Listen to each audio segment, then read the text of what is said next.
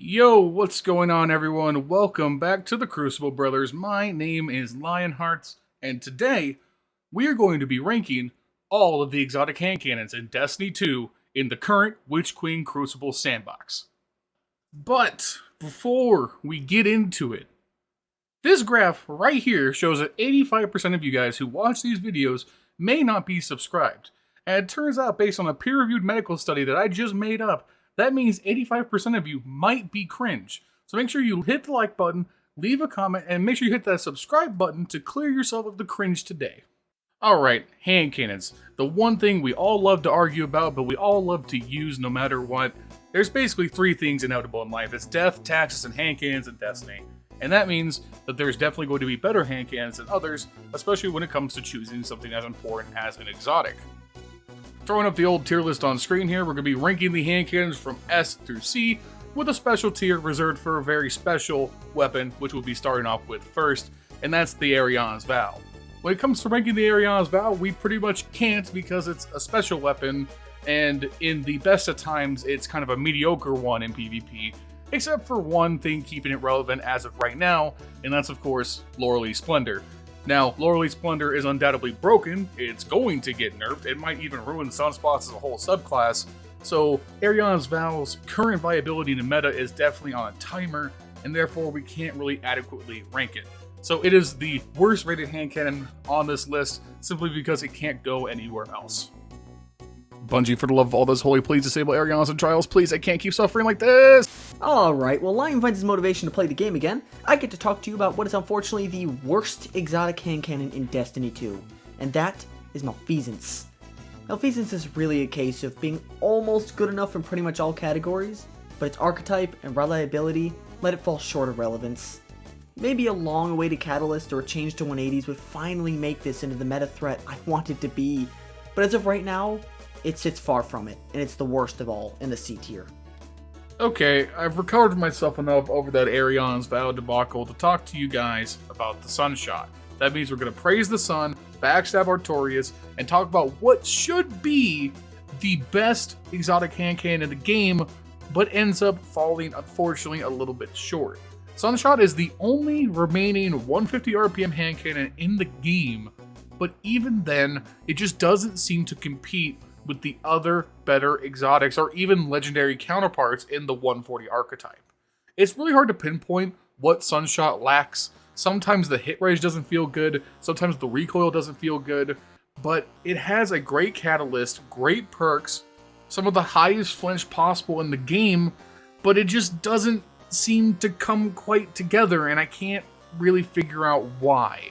It's the very definition of an average exotic hand cannon, and that's why it deserves the B tier. Lumina, the Thorn forged hand cannon made by our guardians from the purest of our light, is a shockingly good hand cannon in the right circumstances. This season it receives a substantial stat buff, which allows it to hang with some of the best hand cannons in the game. Its access to damage boost, reloading, and healing on demand is a satisfying loop with this monster of a primary. It has the most synergistic pair with the exotic boots of the Assembler, taking away the need to get a kill and to start the damage chain. This baby essentially starts off like a D1 hand cannon, only needing one headshot and two body shot to effectively run the whole game with your damage boost. It sits solidly in the A tier of hand cannons, just missing the S tier. From the light and good of Lumina, we move on to the dark and evil Crimson. Crimson is a complicated hand cannon to talk about, mostly because it's very polarizing. You're either going to really like Crimson, or you're really not going to like it. It's a 3-burst hand cannon. It's basically a pulse rifle in hand cannon form. It mimics the Red Death, and has some extra perks on top of it. It's a very versatile and very effective hand cannon in the right hands, and unfortunately it gets typecast as a controller weapon. To those people who think it is a controller-only weapon, I hate you. But in all seriousness, it is a very viable weapon on both inputs, and it's incredibly effective, especially towards those longer range engagements. It's a little bit faster killing than 120s, and right in line with 140s, but it shares the 120 RPM damage profile, meaning that there are cases where Crimson can 2-burst, which makes it very lethal. What keeps Crimson from the S tier is simply it doesn't take flinch very well, and its in-air accuracy is miserable. Other than that, it's a fantastic hand cannon and I would highly recommend it. Our next A tier hand cannon is truly one that is after my heart, and gun pointed to my head, my favorite exotic of all time in Destiny, and that's Sturm. Sturm is by far the most accessible 120 hand cannon in the game. It recoils like a 140 with its catalyst. It's very good, very consistent, it hits out to very far ranges, and even just by itself is a fantastic neutral game hand cannon, especially if you're a lover of 120s. What takes Sturm to crazy town is when you pair it with Drang, and now I know all of you Fellwinter's Lie Hunter mains out there are really scared that I'm going to suggest using double primary for once, but trust me, give it a try. Sturm and Drang is a fabulously fun combo to run in the Crucible, even in high level content, especially if you get used to the rhythm. Using Drang to set up Sturm kills, vice versa, getting the Sturm overcharge shots and going for 2 taps, or priming targets with Sturm to finish them with Drang. It's a fantastic, fun, frenetic playstyle that requires a high skill ceiling and great awareness from the player, but it's very, very rewarding. And I will curse the day until the heat death the universe that Bungie took away the possibility to one-shot with Sturm with damage boosts. It was the coolest part about the weapon, and Bubble being nerfed, Charged with Light getting nerfed, 120s getting nerfed. Sturm got hit by so many strays that it hurts me. And that's why Sturm is inevitably an A tier hand cannon. But in my heart, it's S. Okay? And that's all that matters. Move on to the next hand cannon. While Lion cries about past glories, I'm moving on to the next hand cannon. Thorn is Lumina's terrifying and psychotic brother. It is pretty much the direct mirror of the Lumina. This bad boy has been a thorn in every Guardian side since Destiny 1.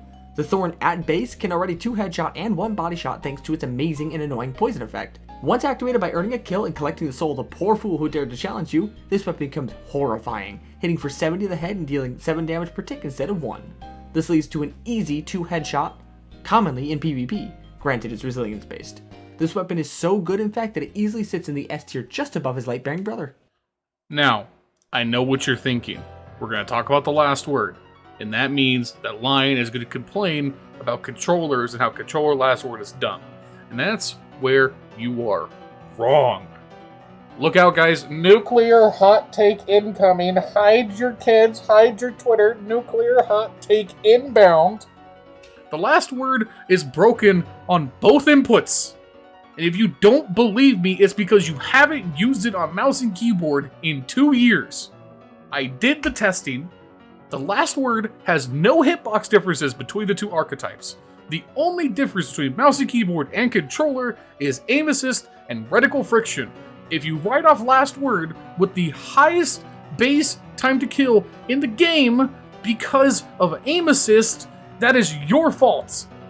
Try the last word, get some skill gap in you, and learn how to use it. You don't have to be Candy Cakes or Ceridius to make the last word look broken on mouse and keyboard.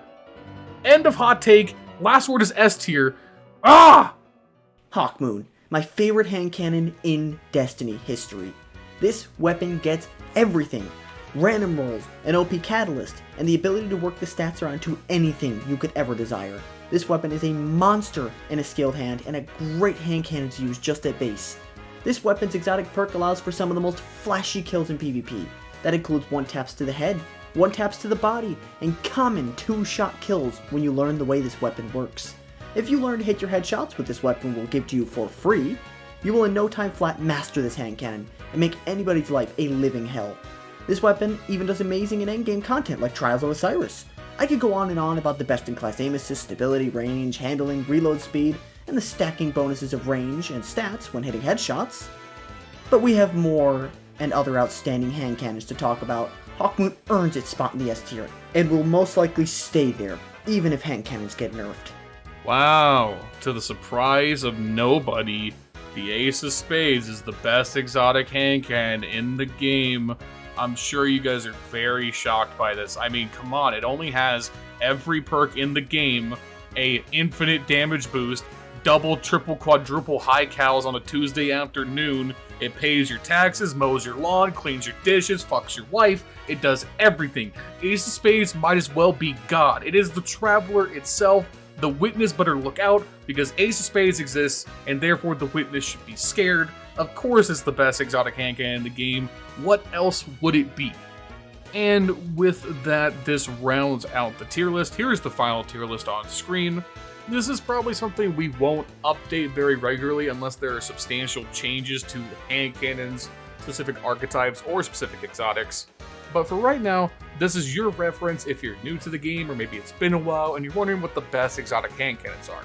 But this is also our opinion. If this list was anything other than what is the statistical best hand cannon, then the list would look something like this, because these are our favorites. But for the sake of giving you guys the best available information, this is the list with the best exotic hand cannons in the best tiers. Let us know what you guys think about it, as well as what your personal hand cannon rankings are in the comments down below. Other than that, this has been the Crucible Brothers. My name is Lionhearts. The other goofball is named Gumi. Make sure you leave a like. Make sure you hit subscribe for more content coming your way. But most of all, your views are all that matter to us. We will see you in the next video. Later.